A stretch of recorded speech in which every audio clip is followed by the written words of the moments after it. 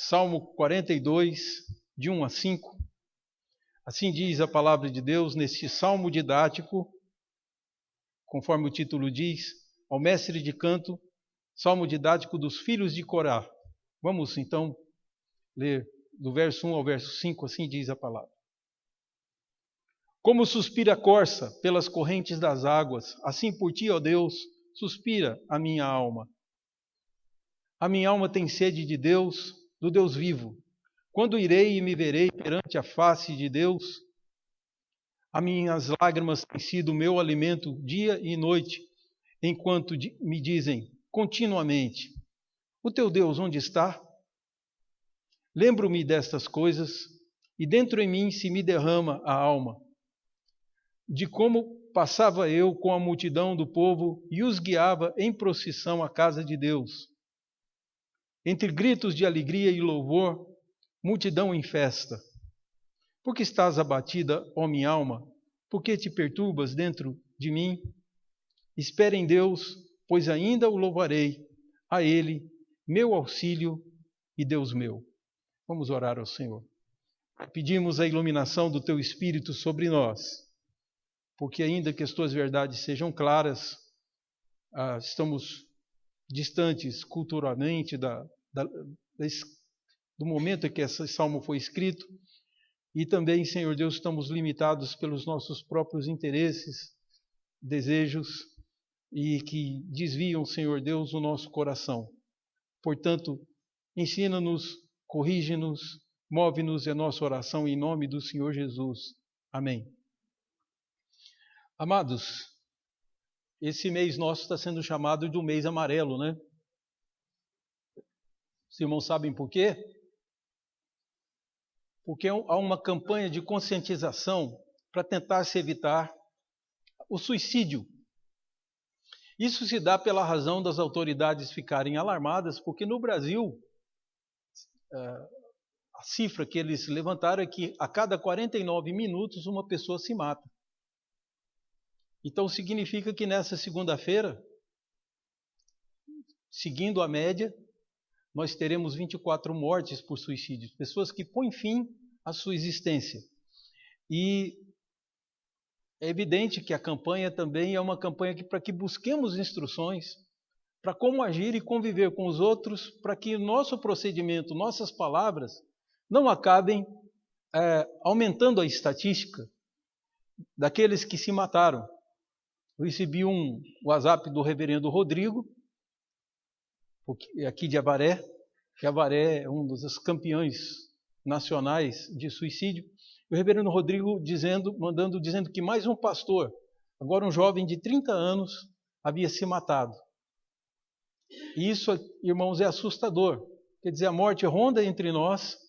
Nós não podemos saber, muitas vezes, a pessoa que está prestes a pôr o fim à sua vida. O que precisamos fazer é trabalhar, nos instruir para poder fazer a prevenção. Mas eu imagino que há algo faltando nessa prevenção. Por que no passado, entre outras comunidades, o suicídio tinha um índice tão baixo? E por que entre nós ele é tão alto? Algumas pessoas julgam que discutir e colocar religião e Deus no meio é inútil, é só uma perda de tempo. E eu defendo que não. Esse é o fator principal. Nós estamos aqui lendo o Salmo de um homem angustiado, profundamente angustiado com a vida, mas ele busca o quê? Como seu refúgio, o seu Deus. Então, esse salmo pode nos ajudar a entender que o homem tem necessidade de Deus. Não adianta a sociedade tentar suprir de todas as formas. O século XX foi marcado por isso e o XXI está sofrendo as consequências. Que no século XX se pregou abertamente que Deus precisava ser descartado da sociedade das vidas, que as religiões prejudicavam. E Deus era colocado no nível das religiões. Então, uma sociedade que acredita que Deus não exista, e os irmãos viram por isso que muita gente confundiu que o Estado laico seria um Estado ateu, um Estado sem religião. Não é propriamente isso. A ideia da separação igreja e Estado não nasceu na cabeça dos pensadores. Ela nasceu inicialmente uma consulta que fizeram a João Calvino. Porque para Martinho Lutero, como reação à Igreja Católica, na qual a Igreja manda no rei e manda no Estado, Martinho Lutero partiu para o inverso. O Estado manda na Igreja. Era assim que Martinho Lutero pensava. E quando consultaram João Calvino, a resposta dele foi: Estado e Igreja estão separados. Isso foi a resposta de João Calvino. E eles são auxiliares um do outro. O que acontece é que a Igreja fiscaliza o Estado e o Estado fiscaliza a Igreja, para que ambos cumpram o papel que a Escritura mandou que se fizesse. Essa foi a palavra de João Calvino. Modernamente, mais recentemente, não tão modernamente, mas mais recentemente, houve uma frase numa carta, foi numa carta, não é um decreto, não faz parte da Constituição americana, numa carta de Thomas Jefferson, o que tudo indica, era crente no Senhor Jesus e na Bíblia. Thomas Jefferson expressa a ideia de que Estado e Igreja devem estar separados. Isso não significa que com isso o Estado vai conseguir suprir tudo o que Deus representa para um ser humano. O que Deus representa para você. Daí, esse salmo de Coré, dos filhos de Coré, na verdade, eles caminham numa direção oposta. Nós temos alguns salmos dos filhos de Coré. Um deles é o 73, que é um belíssimo salmo, né? 73 acho que é de Asaf.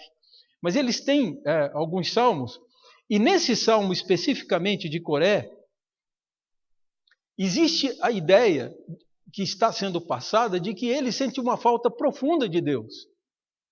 Ele está dizendo da sua necessidade do Senhor, todos os versículos do Salmo, os 11 versículos.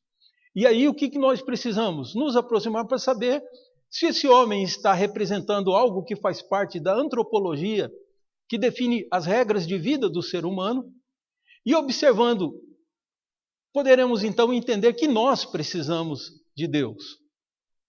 Que você precisa de Deus. Que isso não é uma questão de você ter um pouco mais de virtude ou um pouco menos de virtude, ter mais consciência ou menos consciência. Isso é questão de necessidade. O que o salmista vai fazer aqui vai ser fazer essa colocação. Não se sabe ao certo quem são esses filhos de Coré, mas a tradição judaica nos envia para que sejam filhos daquele homem que se rebelou contra Moisés no deserto. Então havia um homem que se rebelou contra Deus e contra Moisés e por isso foi morto. A rebelião de Coré não significou também o afastamento dos seus filhos. O que tudo indica, seus filhos compensaram o pecado do seu pai, se tornando pessoas muito devotas. E a partir daí, alguns salmos foram escritos por ele, é o que alguns acreditam. Então, esse salmista, ele está lidando com uma coisa primordial. De alguma forma, culto não é uma questão de opção, é uma questão de necessidade. Sermão, pregação, culto a Deus, leitura da palavra, oração, que isso representa o culto pessoal, o seu culto individual, o seu culto doméstico, tudo isso tem que fazer parte dos seus planos, porque a família precisa de Deus, você como indivíduo precisa de Deus e nós como igreja precisamos de Deus. Mas estamos muito envolvidos e influenciados por um pensamento que achava que as religiões desapareceriam do mundo. Isso não aconteceu. Aliás, as nações que pregavam isso é que desapareceram, porque não tinham força para estabelecer as suas mentiras. E daí eles desabaram no século XX, mas as ideias continuam permanentemente nas pessoas e alguns ainda defendendo o retorno e a tentativa a proposta de se fazer mais uma tentativa para ver se o Estado ateu sobrevive. Só que ele não sobrevive porque o Estado precisa das pessoas e as pessoas precisam de Deus. É precisamente disso que esse salmo fala. Você precisa de Deus. E esse homem aqui está manifestando uma falta que ele sente do Senhor. E é importante explicar por que ele sente essa falta. Bom, todo salmo, aqui ou ali, ele vai apresentar alguma coisa representativa de Jesus. E Jesus experimentou essa mesma dor da ausência de Deus. Quando ele estava na cruz, a dor foi tão grande que Jesus deu um grito e disse: Deus meu, por que me desamparaste? Os irmãos conhecem a passagem que ele cita, os evangelhos citam inclusive que Jesus falou em língua hebraica. Ele não falou o aramaico, que era a língua da sua casa e das ruas. Ele falou em hebraico, que era a língua das escrituras. Ele disse: Deus meu, por que me desamparaste? Então Jesus sentiu isso. E aí nós vamos entender como que Jesus acaba se encaixando no Salmo 42 também. Essa necessidade aparece desde o dia em que Adão comete o seu pecado. Ele duvida de Deus. Ele acolhe no seu coração a possibilidade de que Deus tivesse mentido e que a palavra de Deus não era tão essencial nem tão infalível assim. E ele fez o teste se a palavra de Deus era fiel. E Deus disse: porque no dia que você comer desse fruto, literalmente no hebraico está: morrendo, morrerás. Isso tanto nos dá uma ênfase, que certamente morrerás, é assim que está traduzido no português, mas também pode denunciar um processo. Morrendo, morrerás significa que no dia que você comer, você começa a morrer e depois você acaba de vez. Então, a explicação mais ou menos é essa. A morte física é a separação da alma e do corpo. É assim que se entende, certo? E a morte espiritual é a separação da alma criada do seu Criador. Essa é a explicação da morte espiritual. Então, Adão morreu espiritualmente, resultado, ele acabou morrendo fisicamente também, 930 anos depois, mas morreu.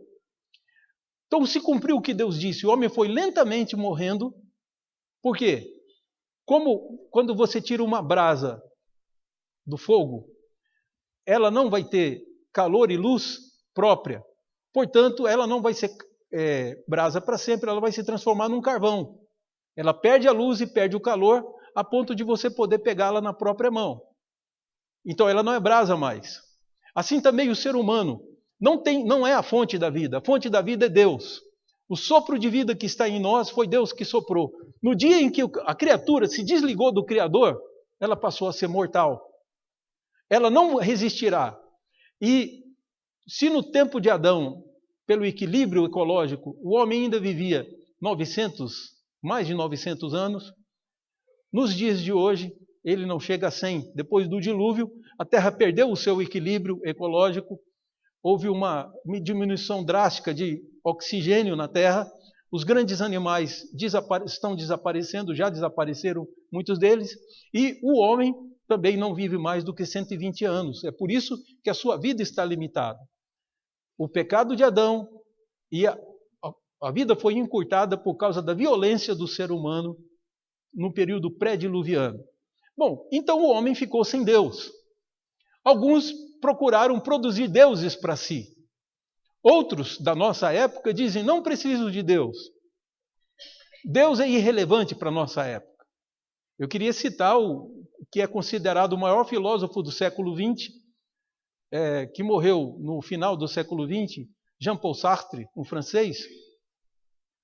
Jean-Paul Sartre esteve em Recife e um aluno da faculdade que ele estava dando uma aula levantou a mão para lhe fazer uma pergunta e fez a seguinte pergunta, falou: o senhor, pelos seus escritos, dá a entender que o senhor é ateu, que o senhor não acredita em Deus. O senhor não acredita em Deus?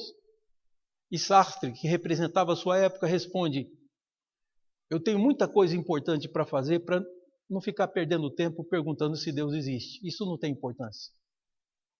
Foi a resposta de Sartre, e é o que muitos julgam, não tem importância.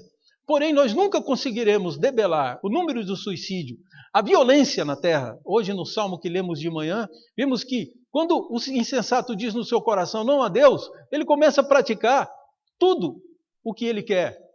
E o que o homem quer é danoso e destrutivo para o próprio homem. Daí, os filhos de Coré escrevem um salmo para dizer para o povo de Israel: Deus jamais é dispensável. Você vai continuar vivendo, você vai continuar produzindo, mas vai te faltar o mais importante. Você é criatura e precisa do seu Criador. Porque é interessante, queridos, que diziam, numa certa época, o movimento positivista, que inspirou a frase na nossa bandeira, a nossa própria bandeira e o nosso hino nacional são inspirados no positivismo.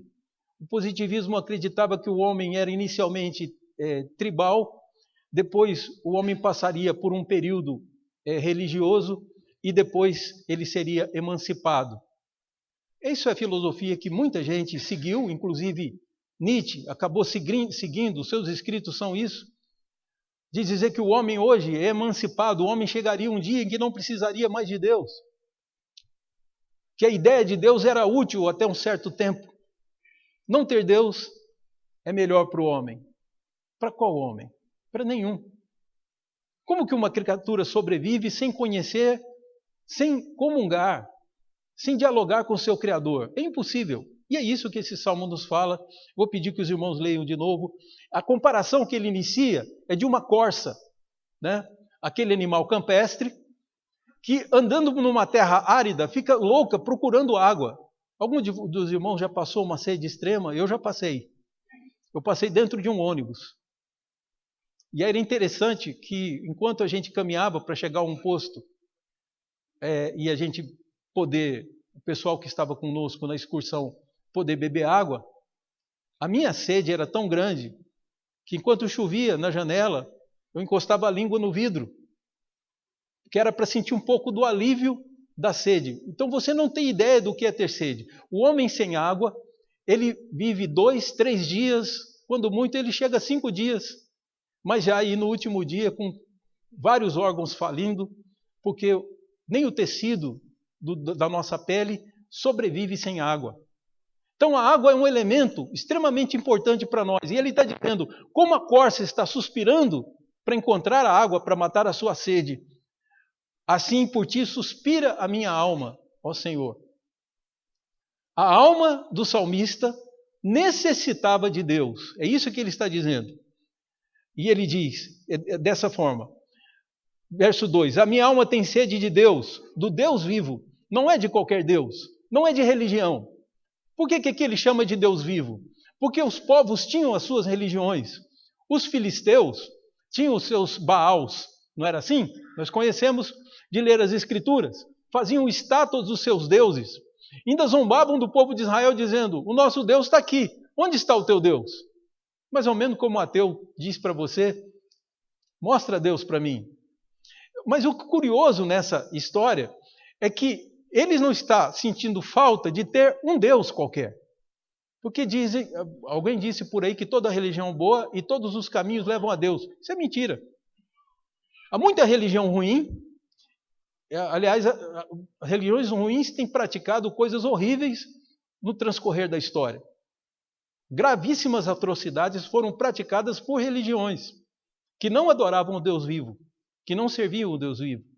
Então observa bem, ele está falando do Deus vivo porque os deuses de estátua têm pés e não andam, têm mãos e não apalpam, têm boca e não falam, têm ouvidos e não ouvem. Esses são os deuses mortos. O Deus vivo é o Deus de Israel. Israel então respondia conforme o Salmo 115, se você quiser conferir, no céu está o nosso Deus e tudo faz como lhe agrada. Você não pode ver Deus, mas Ele te vê. E Ele faz tudo como é do seu agrado, nada foge do seu plano. Então é curioso o que ele diz aqui, que a alma dele tem sede do Deus vivo, do Deus de Israel. E ele diz, quando irei e me verei perante a face de Deus, o que ele queria era estar na presença desse Deus. Um dia nós tivemos.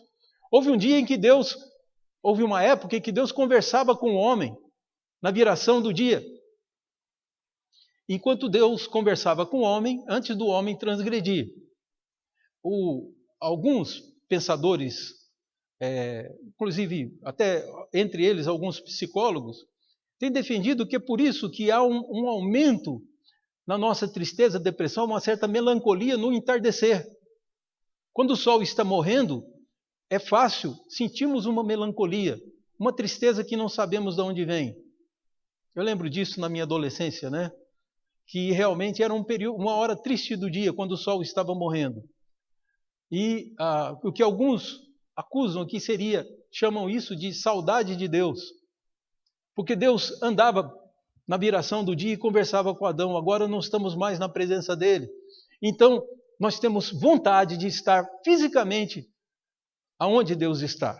E é exatamente com essa ideia que o Salmo de Coré é escrito, dizendo, estarei perante a face de Deus, que era uma forma judaica de falar, na presença de Deus. Porque quando você está diante da face, você está na presença da pessoa. E diz, as minhas lágrimas têm sido o meu alimento dia e noite, enquanto me dizem continuamente, o teu Deus onde estás? Duas coisas ele tinha que conviver. Uma, com a zombaria das pessoas enquanto ele chorava. Agora, as lágrimas faziam bem para ele. Por que ele diz que era um alimento? Porque esse homem chegava de chorar por sentir falta de Deus. A dor na alma pela ausência de Deus era tão grande que ele caía em lágrimas. Confirmando aquilo que nós dizemos, que a depressão tem como raiz a falta da convivência com Deus. Precisamos de mais comunhão com Deus. Há pessoas que têm, com problemas leves, desabam. Há pessoas que problemas gravíssimos elas permanecem firmes. Então isso vai de cada pessoa. Mas uma coisa é comum, todos nós precisamos de Deus. E aqui ele diz que chorar ajudava. As lágrimas estavam sendo alimentos dia e noite.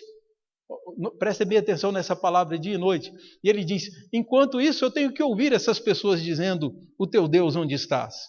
E aí, onde está o teu Deus? Convivendo com a zombaria. Verso 4. Lembro-me destas coisas e dentro de mim se derrama a alma, de como eu passava com a multidão de povo e os guiava em procissão à casa de Deus, entre gritos de alegria e louvor, multidão em festa. Que comparação!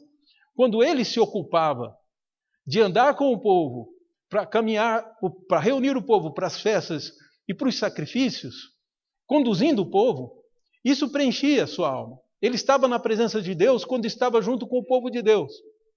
Agora ele lamenta, ele diz, como me faz falta isso? Agora eu me alimento das lágrimas. Naquela época, nós gritávamos, de tão alegres que estávamos, proferindo louvores a Deus. É disso que ele fala aqui. Verso 5. Porque estás abatida, ó minha alma. É um diálogo com a própria alma. Porque te perturbas dentro de mim. Espere em Deus, pois ainda o louvarei a Ele, meu auxílio e Deus meu.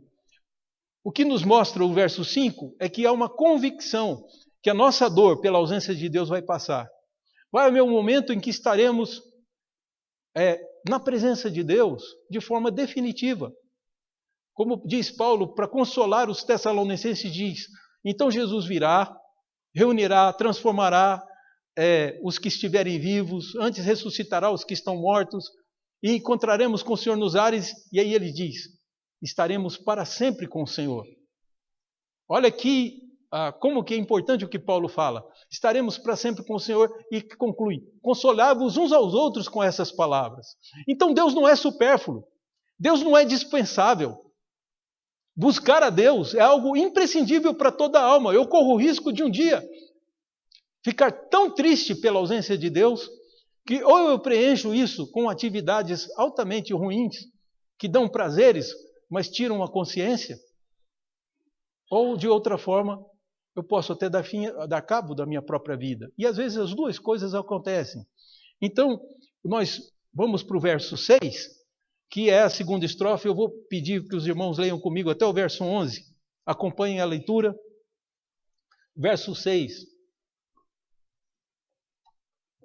Que é o restante do Salmo. Ele diz, sinto abatida dentro de mim a minha alma.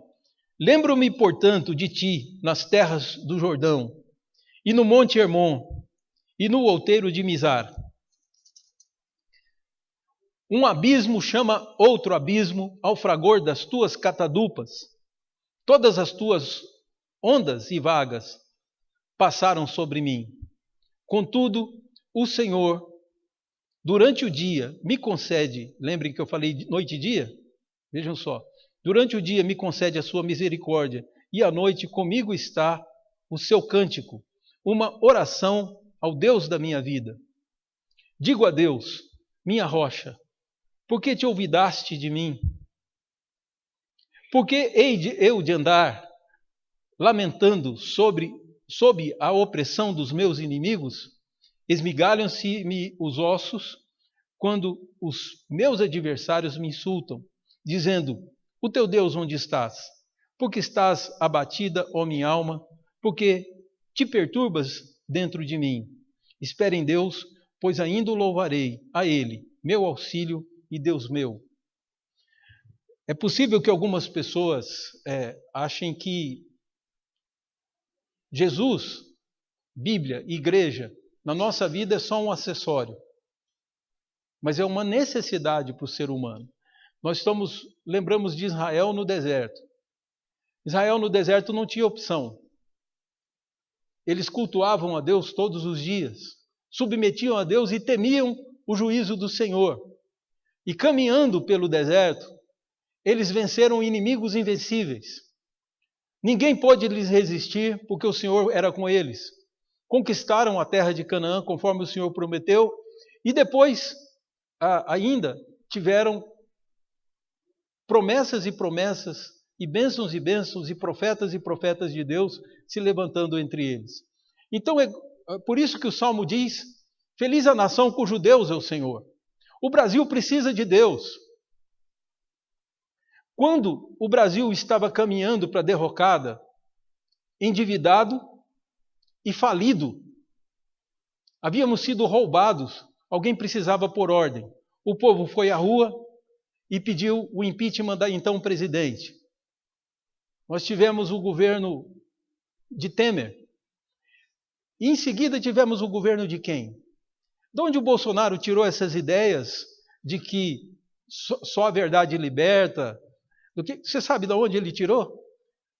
Ele conta que quando ele estava fazendo guarda na fronteira, que ele pertencia ao exército, e que ele não tinha nada para fazer, ele tinha somente uma rádio horrível, que tocava músicas horríveis, somente uma estação, e tinha a Bíblia. Então ele passou a ler a Bíblia. Alguém deu uma Bíblia para ele, ele passou a ler. E ele ficou encantado, e ele lia a Bíblia, e a partir daí é que veio todo dele, o encanto dele pelas palavras de Jesus no Evangelho, e o desejo, dentro do Congresso, e ninguém imaginava que ele ia ser presidente. Se você pegar as entrevistas, o que a imprensa dizia, todo mundo ria disso. Tinha gente que dizia que torcia para que o candidato dele fosse com Bolsonaro para a final, porque com Bolsonaro qualquer um ganhava. Isso você ouvia. Mas por quê? Porque ele foi ridicularizado no Congresso, porque ele levantava uma voz dizendo que os homens precisavam ser honestos, que o Brasil precisava voltar nos trilhos. O povo ouviu esse discurso. E o povo tirou esse homem, sem dinheiro para a campanha, sem nada, do anonimato, e pôs na presidência. O povo? Não. O Senhor fez isso. Como outros presidentes que tivemos, foi juízo de Deus sobre um povo que não andou com o Senhor, agora o povo está sendo chamado para andar com o Senhor. A única coisa que eu quero colocar é que a presença de Deus na vida desse homem foi o diferencial. Como na vida de tantos outros, como na minha própria vida pessoal, como na sua. Aqui é uma regra antropológica. O homem não pode sobreviver sem Deus. A sua alma precisa de Deus. Não adianta que, se ele quiser viver sem Deus, ele vai precisar de drogas, ele vai precisar de remédios receitados, porque a alma dele vai sentir depressão e tristeza profunda. Deus é necessidade. Eu queria encerrar contando para os irmãos um episódio que foi dos mais bonitos que eu vivi na minha vida, porque me tornei pastor, entendo isso, porque as pessoas precisam de Deus, e Deus ia me usar para isso, como me tem usado durante a minha história. Mas aconteceu quando eu pastoreei no interior de Goiás, uma cidade que fica a uns 100 quilômetros de Goiânia, chamada Pontalina. Eu tinha que levar a ceia para alguns crentes e, ao mesmo tempo, pregar uma vez por mês num lugar chamado Aguapé. E a gente saía, então, de dia, que era para eu passar o dia com o dono das terras, com o pequeno fazendeiro, onde nós nos reuníamos. E na primeira reunião, reuniu 70 pessoas. Era um lugar que lotava de pessoas sedentas de ouvir a palavra de Deus, porque eles não tinham isso lá. Não era como hoje, né? Até acesso à rádio e televisão eram muito raros. Então, quando eu fui lá a Pontalina, e pela igreja de Pontalina eu levava a palavra do Senhor a Aguapé, alguns homens da cidade diziam até: isso é um trabalho inútil, não vale a pena ir lá. Mas eu falei: se tem gente querendo ouvir a palavra, eu vou levar. E eu fui, no carro da igreja, acompanhado pelo presbítero Wilson. Nós fomos no carrinho da igreja e a primeira vez foi essa, com 70 pessoas. Na segunda vez, eu fui de dia, que era passar o dia com as pessoas lá, almoçar com elas, inclusive. Então, quando era de tardezinha, que a gente estava caminhando de uma fazenda para outra, eu vi gente andando, e era claro. Eu perguntei para o Wilson, essas não são as pessoas que vão para o culto? Eu estou conhecendo elas. O Wilson disse, são sim. Acontece, pastor, que a fazenda que o senhor prega é muito longe para eles. Eles têm que sair bem cedo, indo a pé, conseguir chegar a tempo para ouvir a palavra. E eu fiquei vendo aquele povo, e todo o caminho que eu ia, até aquele povo em romaria, né? Caminhando, e meu coração doía. Porque eu pensei, às vezes, um simples chuvisco é suficiente para as pessoas lá na cidade faltarem. Um cansaço qualquer, ou qualquer outra desculpa, um bom programa de televisão, era mais importante para aquelas pessoas. Mas para esse povo que tinha uma vez por mês a palavra de Deus, eles não podiam perder. Eles caminhavam longas distâncias para ouvir esse pregador tão comum, tão igual aos outros. Então, o que me encanta é isso, que às vezes Deus nos dá tanto e a gente negligencia o que nos é dado. A gente não leva a sério tantas coisas que Deus tem nos oferecido através da igreja. Eu falo particularmente da Igreja Monte Sião, e as pessoas julgam que podem viver sem isso. Só que aprendemos o Senhor e conhecemos o Senhor pela sua palavra, pela sua revelação. Então,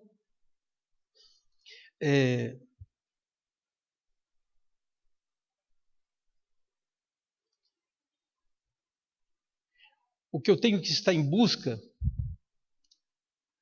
não é do Deus ou daquilo que eu já conheço, mas ainda há muita coisa de Deus que eu preciso conhecer.